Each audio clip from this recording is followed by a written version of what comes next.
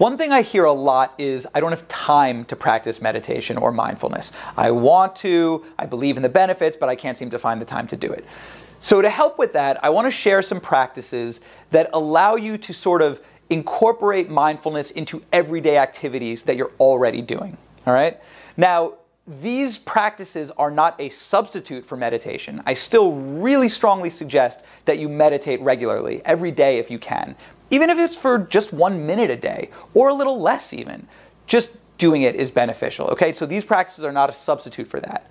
But that being said, these practices are better than nothing, first of all. And then also, when you start doing these practices that sort of incorporate mindfulness into your everyday life, you might get a taste of the benefits of mindfulness, and that may inspire you to clear a little time out in your day to meditate, right? So the one might lead to the other.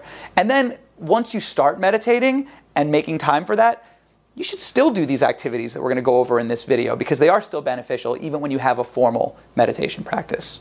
So let's go into these practices, these ways of sort of injecting mindfulness into activities that you're already doing.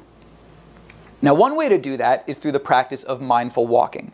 So this is also sometimes called walking meditation. Now, we walk in our day, right? So we could be walking in sort of a normal mindless way, or you can take those periods of walking as an opportunity to practice mindful walking. And here's how you do it. It's very simple.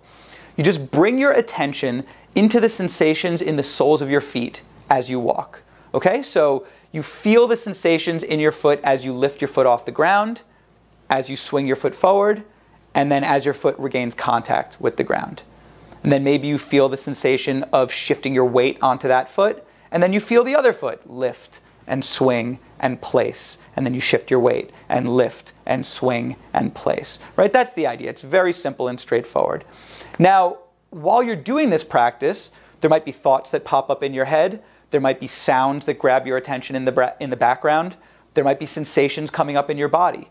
And all of that is okay. If any of that stuff grabs your attention, it's no big deal. And you don't have to push those distractions away or try and suppress them. You just sort of notice that you've gotten a little bit distracted, and then gently escort your attention back to the sensations in the soles of your feet and resume this sort of mindful awareness of the sensations in the soles of your feet as you walk. Okay? That's mindful walking. Very simple and actually a really enjoyable practice. So I urge you to give it a try. And once again, you can do this in short bursts. If you have to walk from your chair to the door and it's 10 seconds of walking, why not have that be 10 seconds of mindful walking, right? It doesn't take any more time. It just makes better use of the time that you're already spending doing these sort of everyday activities. Another really great practice that allows you to be mindful while doing stuff you're already doing is mindful eating and mindful drinking. Now, the idea here is to bring the fullness of your attention to the sensory experience of your food, okay? So let's say you're taking a bite of food. Instead of just sort of mindlessly stuffing it in your mouth while you're looking at Instagram or whatever, you can really bring your attention to the aroma of the food even before you take a bite, the appearance of the food, just like take a second to look at it and see the texture, the color, the shape, and so forth. Then when you take a forkful or a spoonful, you can feel your arm move. Feel your arm move as you bring the food to your mouth, right? Taste the flavor, of course, as you take a bite. Feel your jaw work as you chew.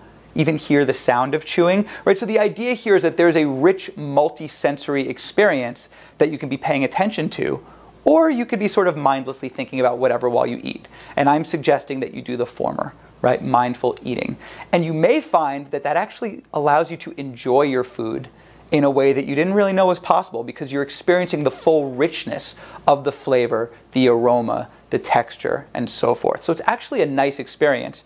And as a nice side benefit, it appears that practicing mindful eating actually helps us regulate how much we eat. It helps us avoid overeating, which is kind of nice as well. So mindful eating, I really like it. I recommend that you give it a try. And then the last thing that I want to share is this idea that mindfulness is not always about doing things. Sometimes it's actually about refraining from doing certain things. So I want to give an example of that. If you are, like most human beings, with smartphones. At times you feel a sort of random urge to just check your phone, right? There's not a notification, there's not anything particular that you need to do or that grabbed your attention. You just feel bored for a second, so you fish your phone out and start to fiddle with it. You know what I'm talking about.